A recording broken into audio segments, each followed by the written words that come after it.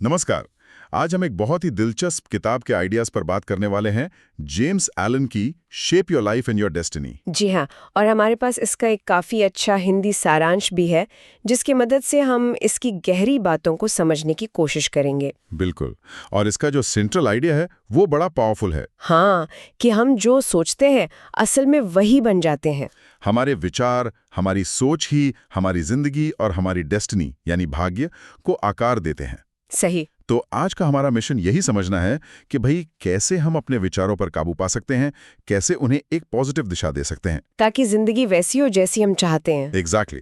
तो चलिए सीधे उस मेन आइडिया से ही शुरू करते हैं जो इस पूरी किताब का फाउंडेशन है। आप वही बनते हैं जैसा आप सोचते हैं। ये सुनने में बड़ा सिंपल लगता है ना? हाँ, लगता तो सिंपल है, पर एलन के लिए ये कोई कहावत नहीं थी। ये एक फंडामेंटल लॉ था, जैसे ग्रेविटी का लॉ होता है। अच्छा। वो कहते हैं कि हर विचार, चाहे अच्छा हो या बुरा, वो एक बीज की तरह है। बीज की तरह। हाँ, जैसा बीज हम अपने मन की जमीन में बोएंगे, वैसी ही फसल हमें अपनी जिंदगी में मिलेगी। ये कोई जादू नहीं, ये सीधा सीधा कॉज एंड इफेक्ट है, कारण और परिणाम। तो मतलब अगर कोई इंसान लगातार शक में जी रहा है, डर में जी रहा है, अपनी कमियों के बारे में ही सोचता रहता है, तो फिर उसके जीवन में निराशा, फेलियर, दुख, इनके अलावा और क्या आएगा? एलन के हिसाब से ऐसे विचार नेगेटिव एनर्जी बनाते हैं। हाँ, कॉन्फिडेंस गिराते हैं। बिल्कुल, और कोशिश करने से भी रोकते हैं। लेकिन अगर हम जानबूझकर कॉन्शियसली हिम्मत वाले विचार चुने, उम्मीद वाले, सफलता वाले, प्यार वाले विचार, हाँ, तो हम वैसी ही सिचुएशंस को, वैसी ही अपॉर्चुनिटीज को अपनी तरफ खींचते हैं। वो जो सारांश में छात्र वाला उदाहरण था वो बड़ा अच्छा था। हाँ, वो इसे अच्छे से समझाता है। मान लीजिए कोई स्टूडेंट है, एग्जाम से डर रहा है और वो बस यही सोचे जा रहा है, मैं तो पक्का फेल होऊंगा, मुझसे नहीं होगा ये। तो क्या होगा? उसका पढ़ने का मन ही नहीं करेगा ना, ध्यान भटकेगा, और नतीजा शायद वही होगा जो उसने सोचा था। निश्चित रूप से उसकी सोच ने ही उसकी रियलिटी बना दी। पर अगर वही छात्र अपनी सोच बदल ले, वो कहे ठीक है, मुश्किल है, पर मैं कोशिश करूंगा, मैं मेहनत करूंगा, तो उसका एनर्जी लेवल ही बदल जाएगा। उसका फोकस बढ़ेगा, वो ज्यादा मेहनत करेगा और सफलता के चांस कई गुना बढ़ जाएंगे। एलन यही कहते हैं, सोच सिर्फ दिमाग में नहीं रहती, वो एक्शन में बदलती है। यहाँ एक सवाल है, क्या ये सिर्फ पॉजिटिव सोचो सब अच्छा होगा टाइप की बात है? क्योंकि कई लोग इसे थोड़ा विशफुल थिंकिंग मानते हैं। नहीं, एलन इसे सिर्फ इच्छाधारी सोच नहीं मानते। उनका तर्क ज्यादा साइकोलॉजिकल और प्रैक्टिकल है। अच्छा, कैसे? देखिए, हमारे विचार हमारे ध्यान को, हमारे फोकस को डायरेक्ट करते हैं, और जिधर हमारा ध्यान जाता है हमारी एनर्जी वहीं लगती है। सही। पॉजिटिव सोच हमें सोल्यूशन ढूंढने के लिए मोटिवेट करती है, अवसर देखने में मदद करती है, हमें एक्टिव बनाती है। जबकि नेगेटिव सोच हमें प्रॉब्लम्स में ही उलझाए रखती है और हमें पैसिव बना देती है। बिल्कुल, ये फोकस का साइंस है। जिस चीज पर आप फोकस करेंगे वही चीज आपके लिए बड़ी हो जाएगी। और यहीं पर फिर सेल्फ डिसिप्लिन यानी आत्म अनुशासन की बात आती है। एलन इस पर बहुत जोर देते हैं। हाँ, कि मन को साधने से ही भाग्य बदल सकता है। लेकिन ये मन को साधना सुनने में ही इतना बड़ा काम लगता है। रोज की भागदौड़ में ये कितना प्रैक्टिकल है? ये सवाल बहुत वाजिब है, और एलन भी मानते हैं कि ये आसान नहीं है। इसीलिए तो ज्यादातर लोग बाहरी हालात को या किस्मत को दोष देना आसान समझते हैं। क्योंकि उसमें कोई मेहनत नहीं है, कोई जिम्मेदारी नहीं। सही कहा।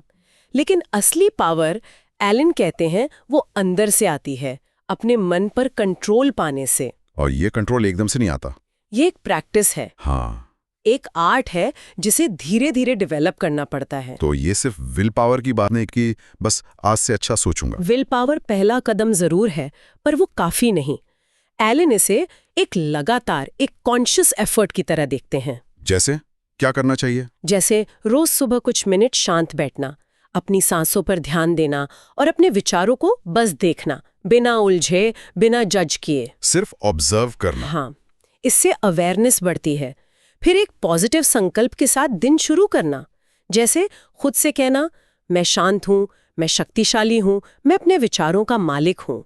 पर ये छोटे छोटे कदम कैसे बड़ा बदलाव लाएंगे? क्योंकि ये धीरे धीरे हमारी आदत बन जाते हैं। अच्छा, जब हम रोज अपने विचारों के प्रति जागरूक होते हैं, उन्हें नेगेटिव से पॉजिटिव की तरफ मोड़ने की प्रैक्टिस करते हैं, तो हमारा मेंटल पैटर्न बदलने लगता है। और एलन के अनुसार हमारी आदतें ही हमारा कैरेक्टर बनाती हैं। और कैरेक्टर से डेस्टिनी बनती है। बिल्कुल। तो ये एक चेन रिएक्शन है, सचेत अभ्यास से आदत, आदत से चरित्र और चरित्र से भाग्य।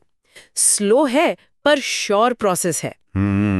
तो अनुशासन से हम अपने विचारों को चुनना सीखते हैं, और इससे जुड़ा हुआ ही अगला कॉन्सेप्ट है जिसे अक्सर लॉ ऑफ अट्रैक्शन कहते हैं।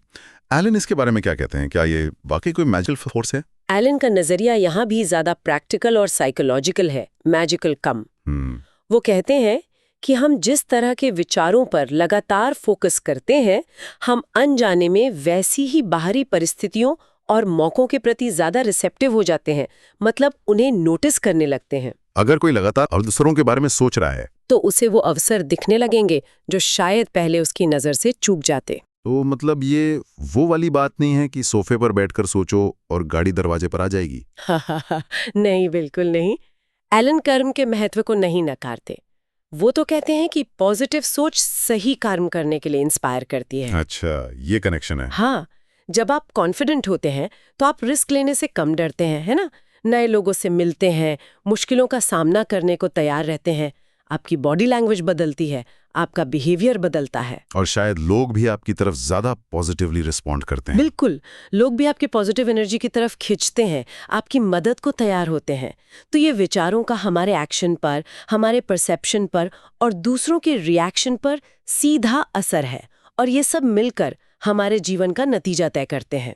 सारांश में कुछ महान लोगों का भी जिक्र था जिन्होंने मुश्किल हालात में भी। हाँ, और एलन के मुताबिक उनकी महानता का राज यही था। विपरीत परिस्थितियों के बावजूद उन्होंने अपने मन में सफलता की, विश्वास की, अपने लक्ष्य की तस्वीर को जिंदा रखा। और उस सोच ने उन्हें वो काम करने की ताकत दी जो मंजिल तक ले गए। एग्जैक्टली। तो ये अट्रैक्शन असल में हमारी बदली हुई सोच और हमारे बदले हुए कर्मों का नतीजा है। ये समझ आता है, सोच कर्म को दिशा देती है। और यहीं पे एलन एक और बहुत जरूरी बात कहते हैं जो शायद थोड़ी चैलेंजिंग भी है, जिम्मेदारी लेना। हाँ, और ये शायद इस किताब का सबसे एम्पावरिंग आइडिया है। एलन का मैसेज एकदम क्लियर है, अपनी जिंदगी की पूरी जिम्मेदारी खुद लो। पूरी जिम्मेदारी, अपनी खुशी, दुख, सफलता, असफलता, सबकी।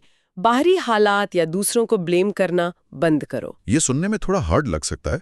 मतलब अगर मेरे साथ कुछ बुरा हुआ तो उसके लिए भी मैं ही जिम्मेदार हूं, ये कैसे? इसे ऐसे देखिए, एलन ये नहीं कह रहे कि बाहरी घटनाएं होती ही नहीं है या उनका असर नहीं होता। बिल्कुल होता है, लेकिन उन घटनाओं पर हमारा रिएक्शन क्या होता है, हमारे विचार क्या होते हैं, वो हमारे कंट्रोल में है। वो पूरी तरह हमारे कंट्रोल में है।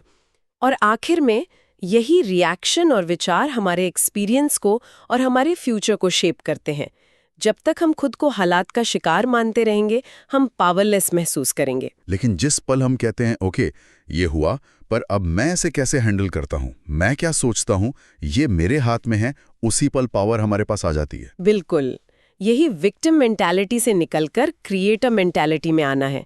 एलन कहते हैं कि हमारी आज की जो भी स्थिति है वो हमारे पिछले विचारों और कर्मों का ही रिजल्ट है। ये मानना कड़वा हो सकता है। हाँ, पर यही आजादी की चाबी है, क्योंकि अगर हमने इसे बनाया है तो हम इसे बदल भी सकते हैं। हाँ, इसके लिए भी उन्होंने एक प्रैक्टिस बताई थी, रोज खुद से सवाल पूछना। हाँ, आत्मनिरीक्षण। आज मेरे मन में कैसे विचार चले, क्या वो मुझे आगे ले जा रहे थे या पीछे खींच रहे थे? अपने मेंटल पैटर्न को समझना बहुत जरूरी है। जिम्मेदारी लेना हमें कंट्रोल वापस देता है।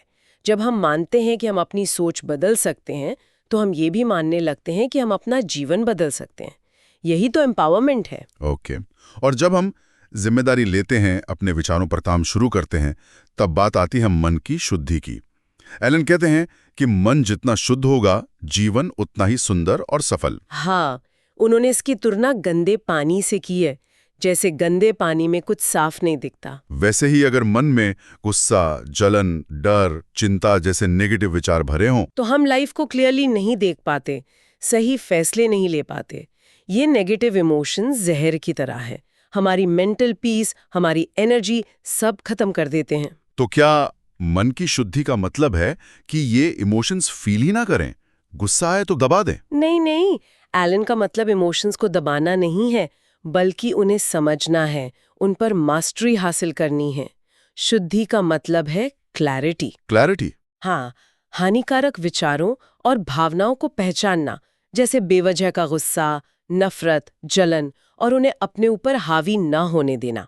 और उनकी जगह पॉजिटिव गुणों को डेवलप करना, जैसे दया, करुणा। शांति, साहस। बिल्कुल, जब मन शांत और शुद्ध होता है तभी हमारी इंट्यूशन, हमारा अंतर्ज्ञान जागता है। हम लाइफ के चैलेंजेस को बेहतर तरीके से फेस कर पाते हैं। ये इमोशनल बैलेंस और मेंटल हेल्थ के लिए बहुत जरूरी है। ठीक है, तो हमने समझा कि विचार बीज हैं, उन्हें डिसिप्लिन करना है, पॉजिटिव सोचना है, जिम्मेदारी लेनी है, मन को शुद्ध करना है। ये सारे सिद्धांत समझ आ गए, लेकिन इन्हें प्रैक्टिकली कैसे करें? जेम्स एलन कुछ तरीके भी बताते हैं। हाँ बिल्कुल, थ्योरी बिना प्रैक्टिस के अधूरी है। एलन कुछ बहुत सिंपल लेकिन पावरफुल स्ट्रैटेजीज बताते हैं। जैसे पहला है ध्यान, मेडिटेशन। हाँ, रोज कुछ समय शांत बैठना और बस अपने विचारों को आते जाते देखना, एक साक्षी की तरह। दूसरा, पॉजिटिव अफर्मेशंस, यानी सकारात्मक पुष्टि। ये अपने आप से पॉजिटिव बातें दोहराना है, जैसे मैं केपेबल हूँ, मैं हर दिन बेहतर हो रहा हूँ, मैं शांति और खुशी डिजर्व करता हूँ। एलन मानते थे कि लगातार दोहराने से ये विचार हमारे सबकॉन्शियस माइंड में बैठ जाते हैं और हमारे बिलीव्स को बदलते हैं। सही।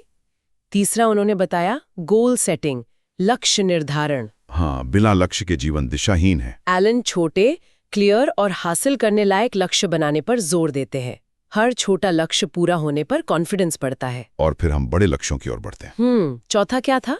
कृतज्ञता, ग्रैटिट्यूड। हाँ, हमारे पास जो कुछ भी है, चाहे कितना भी छोटा क्यों ना लगे, उसके लिए रोज थैंकफुल होना।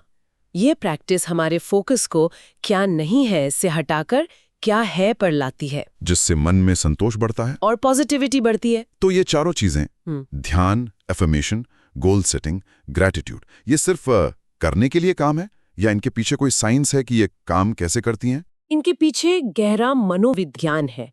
ये सिर्फ रस्में नहीं है, ये मन को रीप्रोग्राम करने के टूल्स हैं। अच्छा, कैसे?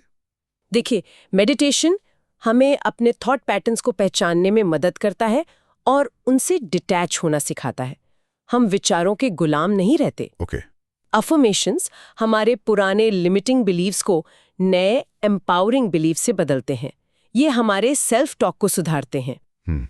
गोल सेटिंग हमारी एनर्जी को एक डायरेक्शन देती है, पर्पस देती है, मोटिवेशन देती है।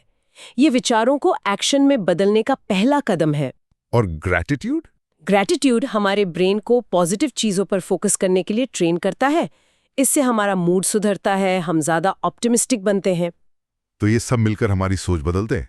और बदली हुई सोच हमारा बिहेवियर बदलती है, जिससे आखिर में हमारे रिजल्ट्स बदलते हैं। तो घूम फिरकर बात वहीं आ गई कि हमारा भाग्य कोई पहले से लिखी हुई कहानी नहीं है। बिल्कुल नहीं। एलन के अनुसार भाग्य हमारे विचारों, हमारी भावनाओं और हमारे कर्मों का टोटल सम है। हर पल, हर विचार, हर फैसले के साथ हम अपना भविष्य बना रहे हैं। हाँ, ये एक लगातार चलने वाली प्रक्रिया है। और अच्छी बात यह है कि इस प्रोसेस में हम एक्टिव पार्ट ले सकते हैं।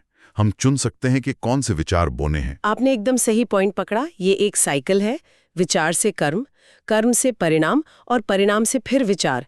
लेकिन हम इस साइकिल को देख सकते हैं और कॉन्शियसली इसमें इंटरफेयर कर सकते हैं। अपने विचारों को बदलकर पूरे साइकिल की दिशा बदल सकते हैं। बिल्कुल। तो इस पूरी बातचीत का निचोड़ सार यही है कि हम अपने जीवन के आर्किटेक्ट हैं।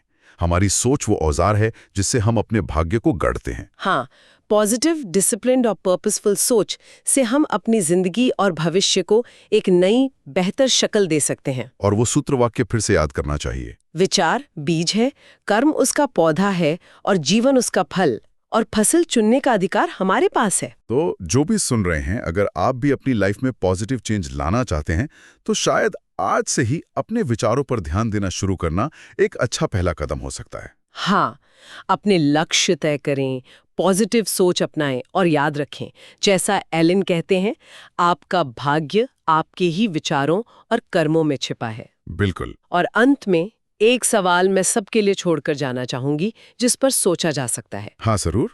अगर विचार ही हमारे भाग्य की जमीन तैयार करते हैं, तो हम हर दिन, हर पल, जाने या अनजाने में अपने मन के इस बगीचे में कौन से बीज बो रहे हैं?